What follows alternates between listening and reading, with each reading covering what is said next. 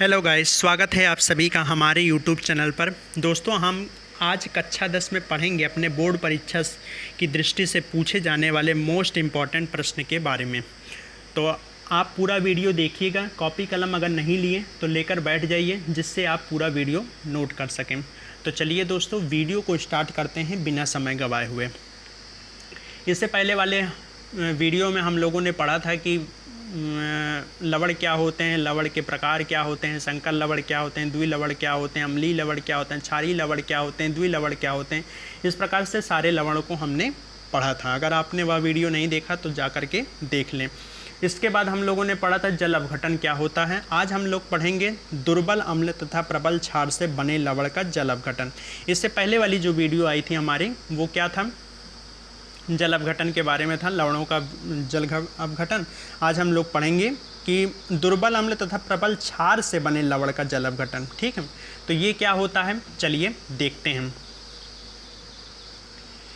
दुर्बल अम्ल तथा प्रबल क्षार से बने लवण के जल अपघटन से प्राप्त विलयन क्षारीय होता है। ठीक है, अब देखिए यहाँ पे ये चीज़ बहुत इंपॉर्टेंट है। दुर्बल अम्ल तथा प्रबल क्षार से बने लवण के जल अपघटन से प्राप्त विलयन क्षारीय होता है। ठीक है, उदाहरण के लिए सोडियम कार्बोनेट NO2CO3 का जलीय विलयन क्षारीय होता है।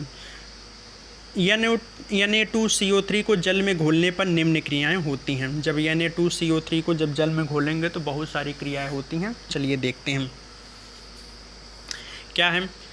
H2O, H+ और OH आयन। जब हम H2O को पानी में घोलते हैं तो हमको पता है कि हाइड्रोजन आयन मिलता है और हाइड्रोक्सिल आयन मिलता है।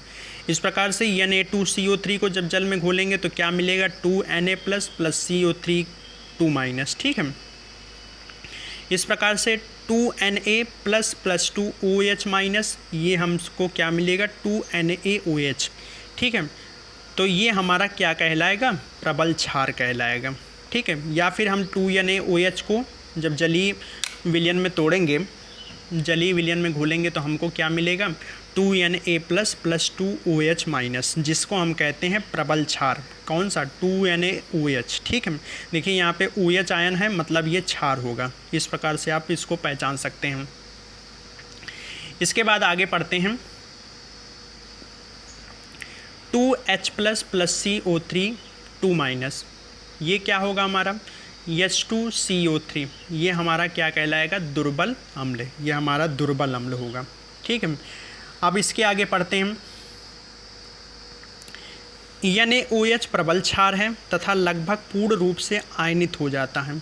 ये जो NaOH है ये क्या है, प्रबल क्षार है, और ये जल में पूर्ण रूप से आयनित हो जाता है, मतलब अपने आयनों में टूट जाता है। अगर अपने आयन में टूटेंगे तो क्या बनेगा, 2Na+ + 2OH-, जैसे हमने यहाँ पे देखा।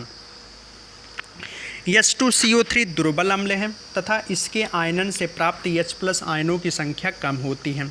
अभी हम लोगों ने पिछला वीडियो देखा था कि जिसके जलीय विलयन में हाइड्रोजन आयन की संख्या ज़्यादा होगी वो हमारा अम्लीय होगा, और अगर हाइड्रोजन आयन की संख्या जो है वो कम हो जाती है तो वह हमारा क्षार हो जाएगा।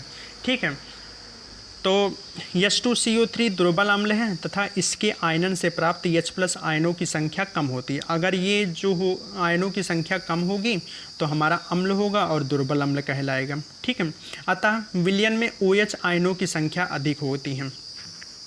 अगर हाइड्रोजन आयन की संख्या कम होगी तो निश्चित रूप है कि हाइड्रोक्सिल आयन की जो संख्या होगी वो कैसी होगी, वह अधिक होती है, तथा विलयन क्षारीय होता है। तो इस प्रकार से जो विलयन होता है वो क्या होता है, हमारा क्षारीय होता है। ठीक है, फिर इसी प्रकार CH3, COONA तथा KCN भी दुर्बल अम्ल तथा प्रबल क्षार से बने लवण हैं। इसके कोई दूसरे अगर एग्जाम्पल देखें तो क्या है, CH3, COONA तथा KCN भी दुर्बल अम्ल तथा प्रबल क्षार से बने लवण हैं। ठीक है, आगे, तथा इनके जलीय विलयन क्षारीय होते हैं। इनके जो जलीय विलयन होते हैं वो कैसे होते हैं, क्षारीय होते हैं।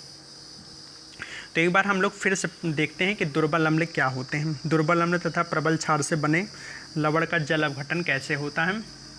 तो दुर्बल अम्ल तथा प्रबल क्षार से बने लवण का जल अपघटन से प्राप्त विलयन क्षारीय होता है। इनके जो विलयन होते हैं वो कैसे होते हैं, क्षारीय होते हैं। जैसे कि लिए सोडियम कार्बोनेट NO2CO3 का जलीय विलयन भी क्षारीय होता है। तो इस प्रकार से हम लोगों ने पढ़ा कि दुर्बल अम्ल तथा प्रबल क्षार से बने लवण का जल अपघटन किस प्रकार से होता है। तो उम्मीद करते हैं दोस्तों आपको यह वीडियो समझ में आया होगा। अगर आपको यह वीडियो समझ में आया तो वीडियो को एक लाइक कर दें। तो चलिए दोस्तों वीडियो को यहीं पे समाप्त करते हैं। फिर मुलाकात होगी आपसे अपने नए वीडियो के साथ। तब तक के लिए धन्यवाद।